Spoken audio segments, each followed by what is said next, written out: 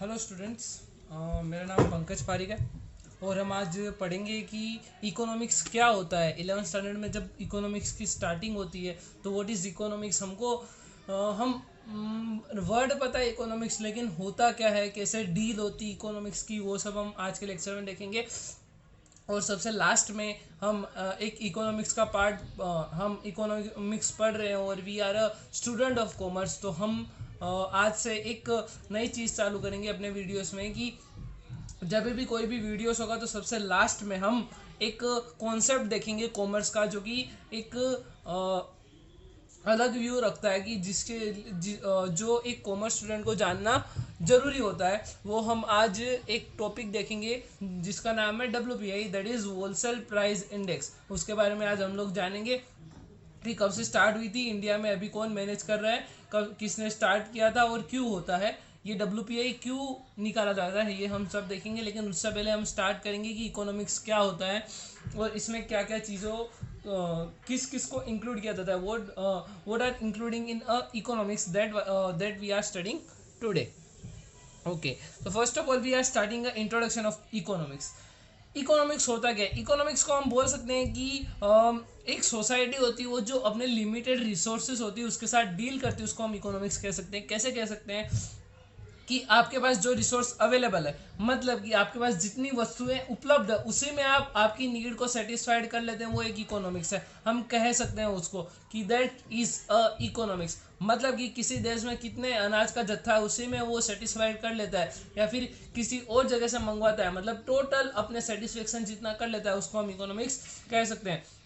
दूसरी हम बात करें तो इकोनॉमिक्स मीन्स डील विथ, मतलब कि डील करना। किसके साथ डील करना? Production, distribution and consumption. Production, distribution और कंजप्शन, PDC। किसके साथ डील करना? PDC, प्रोडक्शन, डिस्ट्रीब्यूशन और कंजप्शन। इन सब के साथ डील करना किसके लिए? Goods and service. अब goods and service, you know very well the service and that one word is there is goods. What is goods? Goods means not that goods the teachers giving to students, but goods means things. What things? Things, not a things, it's a things, वस्तुएं।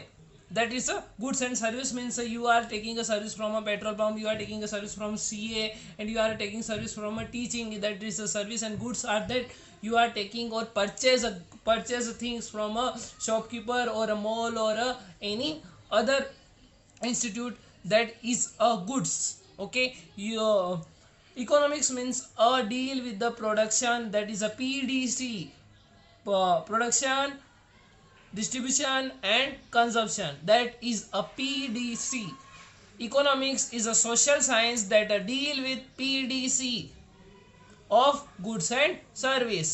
Okay, it's a definition of economics, and economics means a deal with a social science that deal with the PDC of goods and service. Goods and service की उत्पादनता, production, distribution and consumption को deal करना है। किसके साथ? Social science के साथ। Social science means surrounding अस।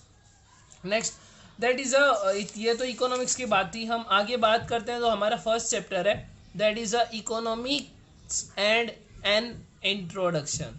Economics और उसका इंट्रोडक्शन वो हम आज देखेंगे।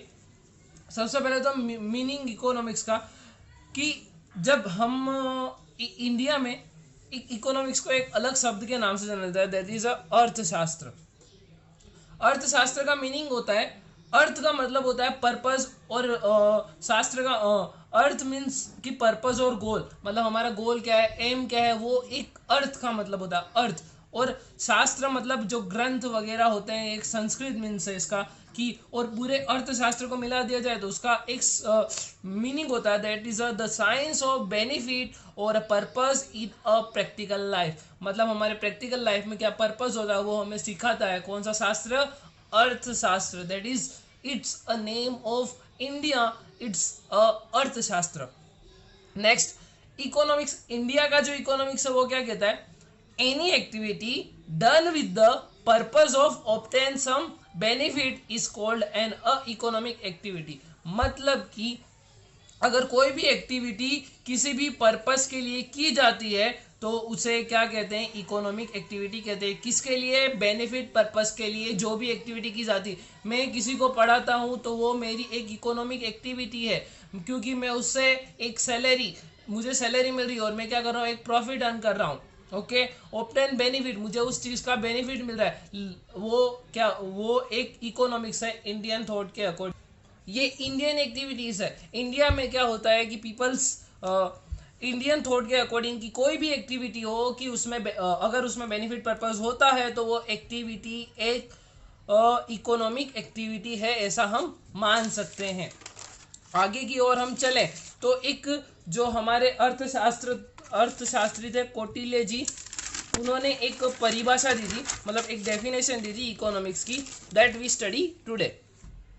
2500 साल पहले, 2500 ईयर्स बिफोर, उन्होंने एक कौटिल्य थे, उज नोन एज उनको हम चाणक्य के नाम से भी जानते थे। उन्होंने अपनी अर्थशास्त्र बुक लिखी थी 2500 साल पहले, 2500 ईयर्स पहले, उसमें इसका डिस्कस किया था थोड़ा बहुत।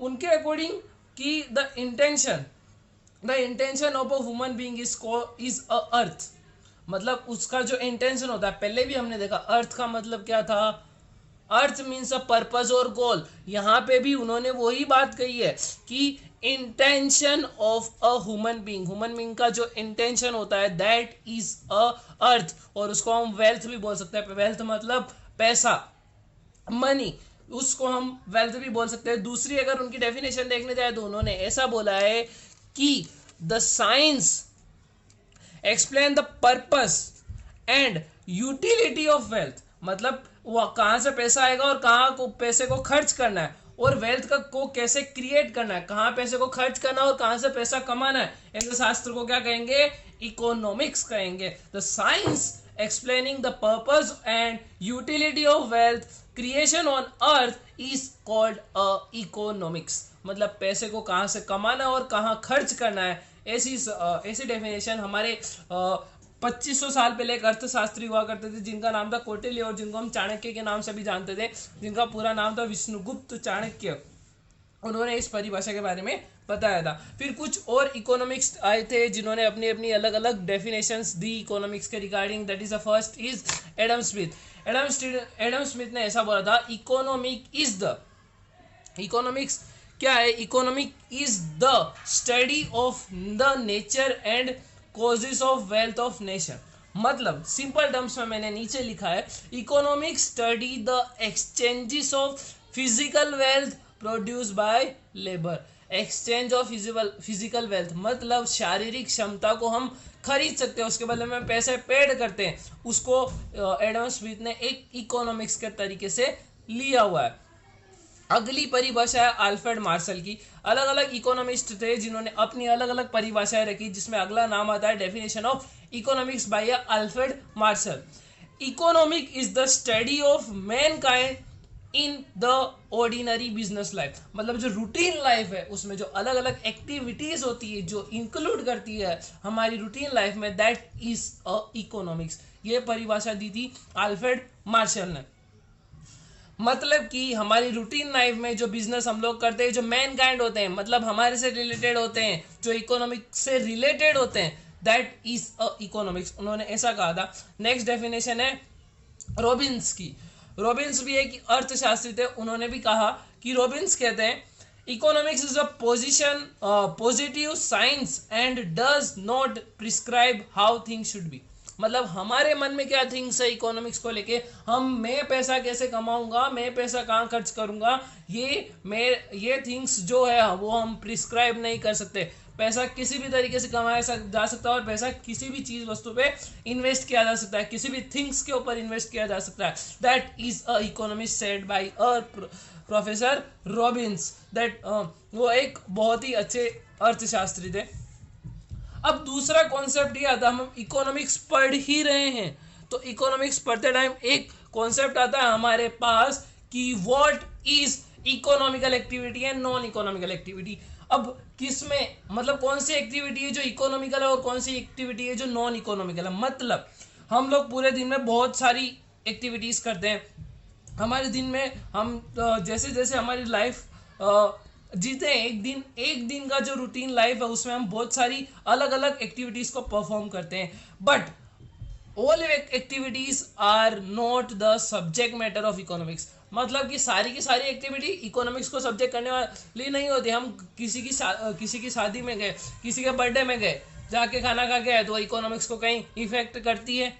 नहीं करती। हम घूमने गए, गार्डन में घूम के वापस आ गए, वो इकोनॉमी को वो किसी भी इकोनॉमी को इफेक्ट करती नहीं है।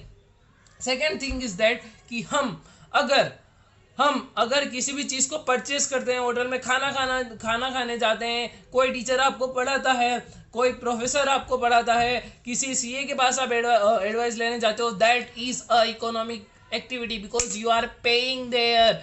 That in simple terms the money including in activity that is a economical activity and और जो एक्टिविटी जिसमें पैसा ऐड नहीं होता उसे हम नॉन इकोनॉमिकल एक्टिविटी कह सकते हैं। तो हम कुछ एग्जांपल देखेंगे।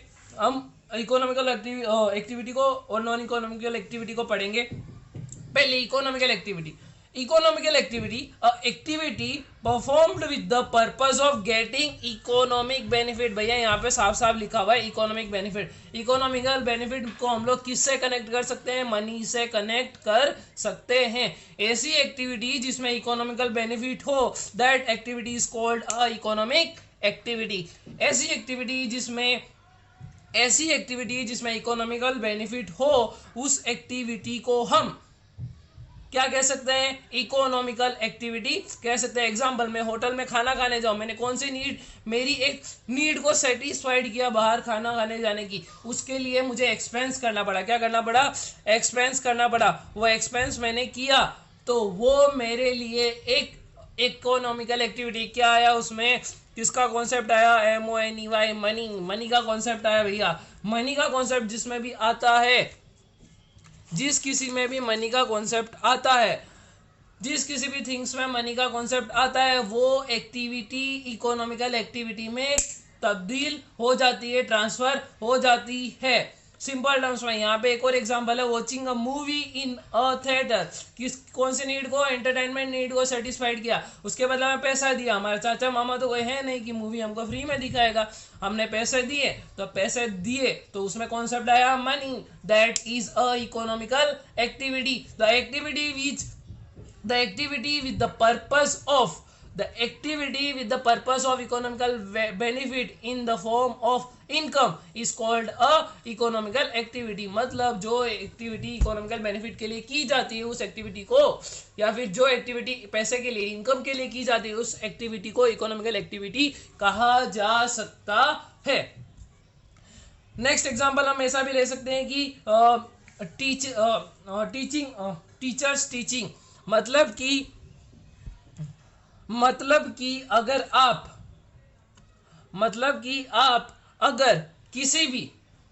आप किसी टीचर से पढ़ते हो, आप वहां पे पैसा देते हो, दैट इज इकोनॉमिकल एक्टिविटी। वो सेवा नहीं कर रहा है आपकी, उसके बदले में आपसे वो पैसे ले रहा है। लेकिन अगर कोई टीचर आपको पढ़ाता है, उसके बदले में कोई सेवा आपसे किसी भी फॉर्म में पैसे नहीं लेता या मनी नहीं लेता, that is you can called a non economical activity. Next, meaning. अब देखते हैं meaning of a non economical activity. Economical activity हो गया, अब नॉन इकोनॉमिकल एक्टिविटी पे आते हैं। Activity which is perform without specific purpose. किसी without specific purpose obtaining economical gains is called non economical activity. मतलब जो बिना किसी इकोनॉमिकल बेनिफिट से की जाती है, ऐसी एक्टिविटी को हम कह सकते हैं नॉन इकोनॉमिकल एक्टिविटी। ऐसी एक्टिविटी जो कि बिना किसी इकोनॉमिकल पर्पस के लिए या फिर इनकम के लिए की जाती है, ऐसी एक्टिविटी को हम नॉन इकोनॉमिकल एक्टिविटी कहते हैं। जैसे एग्जांपल के लिए कि मदर केयर हर चाइल्ड, मतलब अपने बच्चे की अगर वो देखभाल करती है तो उसके बदले में, अगर वो अपने बच्चे की देखभाल करती है तो उसके बदले में उसको कुछ मिलता नहीं है मदर्स को, तो वो एक नॉन इकोनॉमिकल एक्टिविटी हुई। दूसरा कि एक चैरिटेबल ट्रस्ट होता है। अब करंट लॉकडाउन पीरियड में आपने देखा होगा कि बहुत सारे चैरिटेबल ट्रस्ट जो गरीब जो कि ऐसे पीपल्स है जो डेली कमाते हैं, डेली यूजेस पे मतलब डेली वेजेस पे वर्क करते हैं, उनकी कंडीशन अच्छी नहीं है, उनको फूड प्रोवाइड करते हैं, उनको मनी प्रोवाइड करते हैं, दैट इज वी कैन से अ नॉन इकोनॉमिकल एक्टिविटी, क्योंकि उनमें उनका कोई पर्पस नहीं है। अब आप बोलोगे कि वो उनको पैसा दे रहे हैं, उसमें पैसा है तो इकोनॉमिकल एक्टिविटी होनी चाहिए, लेकिन वो किसी भी बेनिफिट के बिना कर रहे हैं, उनको कोई इकोनॉमिकल बेनिफिट नहीं हो रहा है, पैसा दे के उनके पास पैसा रिटर्न नहीं आ रहा है, तो हम लोग उस एक्टिविटी को बोल सकते हैं नॉन इकोनॉमिकल एक्टिविटी। जिस भी एक्टिविटी में इकोनॉमिकल बेनिफिट हो या फिर उनको इनकम के थ्रू कोई बेनिफिट हो, तो we can say that activity is a economical activity, but the activity that are not gaining a economical benefit is called a non economical activity.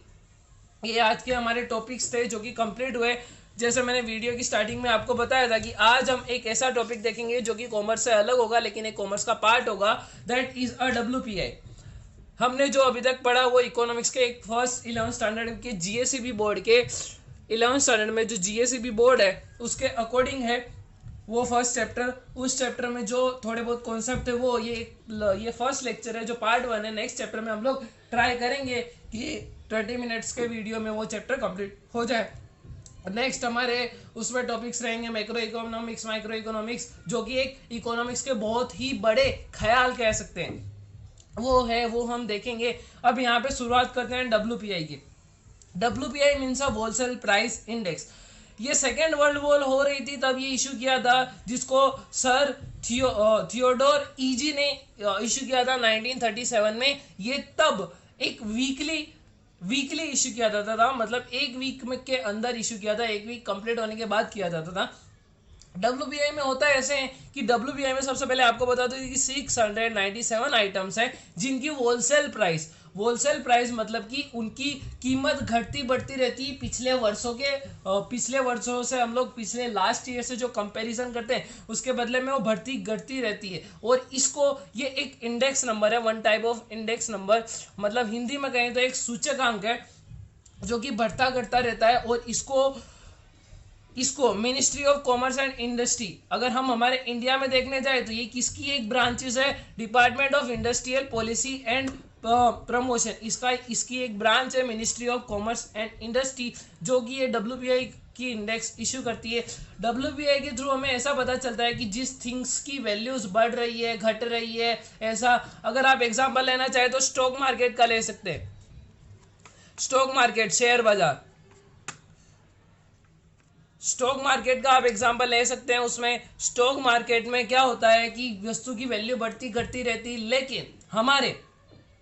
लेकिन हमारे यहाँ पे ये इंडिया में department of industrial policy and promotion इसको issue करता है। WPI के हिसाब से जो इंडेक्स जो WPI का इंडेक्स नंबर होता है उसके हिसाब से अलग अलग वस्तुओं की कीमत तय की जाती है। और जो department of industry policy and promotion है वो इस चीज़ का ध्यान रखता है कि